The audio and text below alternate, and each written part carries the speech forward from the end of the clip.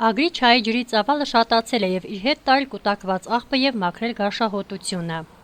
Նինոցմինդա քաղաքի միջով հոսող միակ գետը, որը ժամանակին աչքի էր ընկնում իր գեղեցկությամբ, զուլալ եւ մաքուր ջրով, վաղուց արդեն կորցրել էր իր հրապուրիչ տեսքը։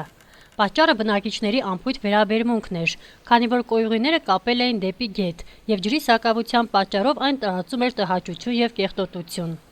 Այսօր սակայն գետի ջուրը շատացել է ու կարծես թե Ագրի չայը վերադառնում է նախկին գեղեցիկ մաքուր տեսքին։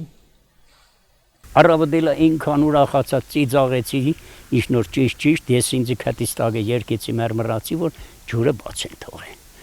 Լավ ջուրը գալիս է, մաքրեց, իստակ տարավ։ Մամա այդ չեն տեսեր, սեմ աշկդ լուս։ Հասմիկ ջան, վերջով այդ հոդից հələ մի ժամանակ պերձանք։ Բայց մի բան էլ կա, էդ էլ շեշտեք, ես կխնդրեմ շեշտեք, որ այդ կան բարձ չի կարելի թողնել ջուրը։ Ջուրը ինչի այդ կան մեկից թողնես, որ բան եղնի, քիչ թողնեն թող, բայց ամբողջ գոնե կարուն ամառը գա, մի քիչ գա, չհավաքվի զիբիլն ու բանը։